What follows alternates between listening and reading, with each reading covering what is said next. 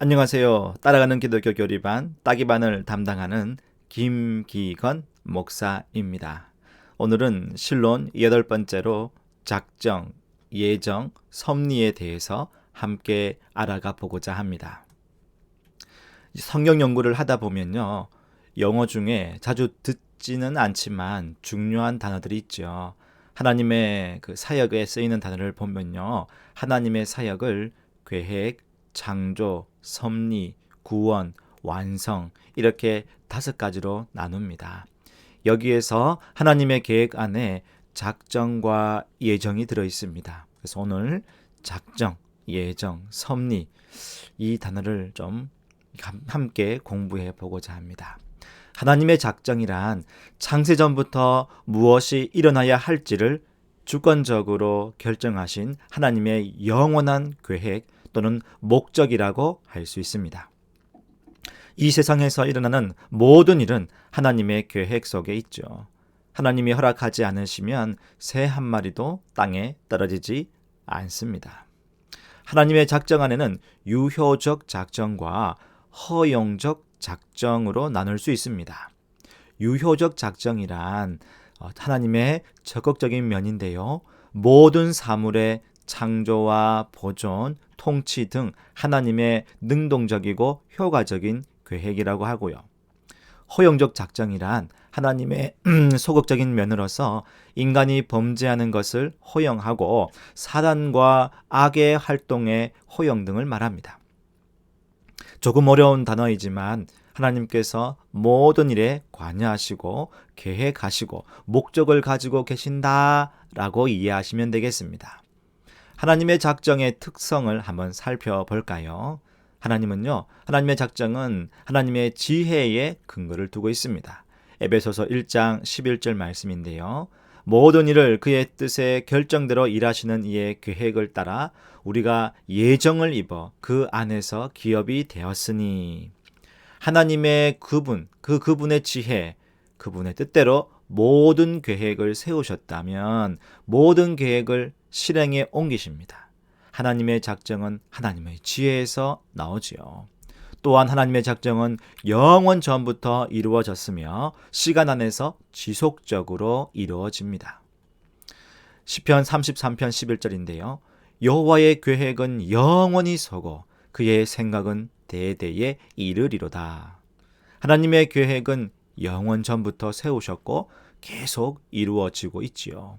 또한 하나님의 작정은 반드시 이루어집니다. 잠언 19장 21절인데요.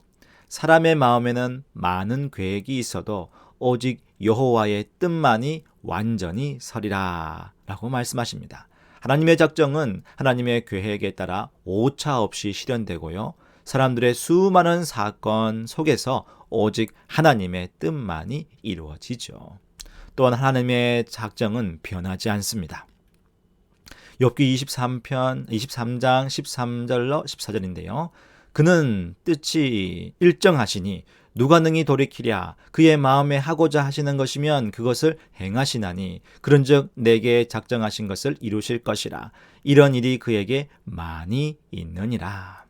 하나님은 신실하시고 참되시기 때문에 하나님의 계획을 변경하는 일이 없으시죠.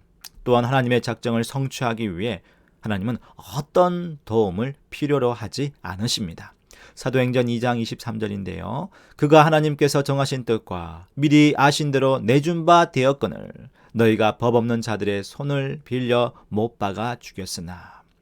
예수님의 십자가 사건은 유대인들의 소행처럼 보여지지만 어떤 도움도 없이 하나님의 계획 안에서 모든 것이 주권적으로 진행되었죠. 또한 하나님의 작정은요, 인간의 모든 영역을 포함합니다. 잠언 16장 4절인데요. 여호와께서 온갖 것을 그 쓰임에 적당하게 지으셨나니 악인도 악한 날에 적당하게 하셨느니라. 인간의 선한 행동뿐 아니라 악한 행동까지도 하나님의 작정 안에 포함되죠. 또한 하나님의 작정은요, 악을 의도적, 강제적으로 실행되게 하지 않습니다. 시편 106편 15절인데요. 그러므로 여호와께서는 그들이 요구한 것을 그들에게 주셨을지라도 그들의 영혼은 쇠약하게 하셨도다.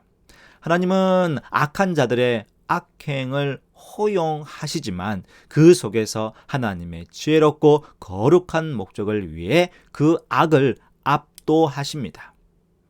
이어서 우리 하나님의 또 예정에 대해서 알아보겠습니다. 예정이란 하나님이 창조하신 모든 창조 세계 속에서 도덕성을 가진 인격적인 존재, 예를 들면요, 인간, 천사, 이런 인격적인 존재에 대한 하나님의 주권적인 계획과 목적을 말합니다. 로마서 8장 29절인데요. 하나님이 미리 아신 자들을 또한 그 아들의 형상을 본받게 하기 위하여 미리 정하셨으니 이는 그로 많은 형제 중에서 맏아들이 되게 하려 하심이니라. 하나님은 미리 아신 자들을 미리 정하셔서 그리스도의 형상을 본받게 하셨습니다. 그럼 작정과 예정, 이것을 한번 비교해 볼까요? 하나님의 작정은요, 온 우주 만물에 대한 하나님의 보편적인 계획이라고 한다면 하나님의 예정은요, 인간과 천사, 마귀 등 어떤 이성적인 피조물에 대한 하나님의 특별한 계획이라고 볼 수 있습니다. 예정에는 하나님의 주권적이고 은혜로운 선택과 하나님의 의로운 유기로 그 두 부분을 나눌 수가 있습니다. 선택, 하나님의 선택, 한번 볼까요? 하나님은 인류 중에서 예정하셨는데 예수 그리스도 안에서 구원을 얻도록 택하신 것, 그것을 선택이라고 할 수 있습니다.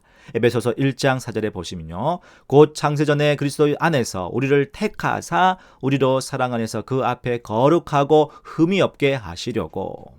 하나님의 선택은 우리의 어떠함을 떠나 오직 하나님의 은혜 가운데 주어진 것이죠. 그리고 유기가 있습니다. 버린다라는 뜻이 있는데요, 어떤 사람들은 그들의 죄 가운데에 그대로 내버려 두셔서 형벌과 진노를 받게 함으로써 하나님의 공의를 드러내기로 작정하신 것, 그것을 유기라고 합니다. 마태복음 22장 14절인데요. 청함을 받은 자는 많되 택함을 입은 자는 적으니라. 택함을 받은 자가 적다는 것은 택함 받지 않은 자도 많다는 것이죠. 택함 받지 못한 자들이 미리 정해졌다고 생각한다면 하나님이 불공평하고 무자비한 분이라고 생각해 볼 수도 있습니다. 그런데요, 하나님이 그들을 버려두고 구원하실 수 없는 게 아니잖아요. 오히려 그들이 구원을 받으려 하지 않으려고 하기 때문에 구원을 받지 못한다고 보아야 합니다. 우리는 누가 선택받았고 누가 유기되었는지 모릅니다. 하지만 하나님은 세상 모든 사람이 예수를 믿고 구원받게 하기 위하여 지금도 일하십니다. 단지 사람들이 구원받으려고 하지 않기에 결과적으로 사망에 이르게 되고 또 하나님의 공의는 온전히 세워지게 되는 거죠. 이번에는 하나님의 섭리에 대해서 보고자 합니다. 섭리란 하나님이 창조하신 우주 만물의 모든 피조물을 보존하시고 또 그 우주 만물이 자신의 목적을 향하여 움직이도록 다스리시고 운행하시는 하나님의 사역을 말합니다. 섭리에는 세 가지 요소가 있는데요. 먼저는요, 보존입니다. 하나님이 만물을 계속하여 존재하게 하신다는 의미입니다. 사도행전 17장 28절에 보시면요, 우리가 그를 힘입어 살며 기동하며 존재하느니라. 너희 시인 중에 어떤 사람들의 말과 같이 우리가 그의 소생이라 하니. 하나님이 만물을 창조하실 때 부여하신 특성과 능력에 따라 만물을 지속적으로 유지하도록 하십니다. 그렇기에 우리는 그를 힘입어 존재하며 살아가게 되는 것이죠. 또 협력이 있습니다. 피조물이 계속해서 활동할 수 있게 역사하시는 하나님의 협동과 신적인 권능을 의미합니다. 보존과 비교해 본다면요, 보존은 피조물이 존재하고 살아가도록 하는 하나님의 사역이라고 한다면 협력은 피조물의 모든 활동 뒤에서 역사하시는 하나님의 사역이라고 볼 수 있습니다. 아모스 3장 6절인데요. 성읍에서 나팔이 울리는데 백성이 어찌 두려워하지 아니하겠으며 여호와의 행하심이 없는데 재앙이 어찌 성읍에 임하겠느냐. 하나님께서 배후에 행하심이 있기에 성읍에 재앙이 임하는 것처럼 하나님은 모든 존재의 활동 뒤에서 역사하시는 분이십니다. 이러한 역사는 이 세상에 만들어 놓은 법칙에 따라 인간의 의지와 환경과 모든 능력과 협력하여서 일을 이루시는 하나님의 사역이라고 할 수 있죠. 여기서 모든 주도권은 누구에게 있을까요? 하나님에게 있습니다. 그리고 세 번째는 통치입니다. 하나님이 만물을 자신의 계획과 목적에 따라 주권적으로 다스린다는 것입니다. 하나님의 목적을 이루기 위해 행하시는 지속적인 활동이라고 할 수 있죠. 시편 146편 10절 말씀입니다. 시온아, 여호와는 영원히 다스리시고 내 하나님은 대대로 통치하시리로다. 할렐루야. 아멘. 우리 하나님은요, 대대로 영원히 다스리시며 구원을 이루어 가시는 분입니다. 하나님의 작정과 예정, 그리고 섭리에 대해서 좀 보았는데요. 조금은 어려운 내용이지만 차근차근히 되돌려 보시면 도움이 되실 것입니다. 아무쪼록 한 학기 동안 함께 해주셔서 감사를 드립니다. 2020년 2학기 강의는 이것으로 마무리를 합니다. 그동안 함께 해주셔서 감사합니다. 여러분 참 잘했어요. 잘하셨습니다. 한 학기 동안 감사합니다. 건강하십시오.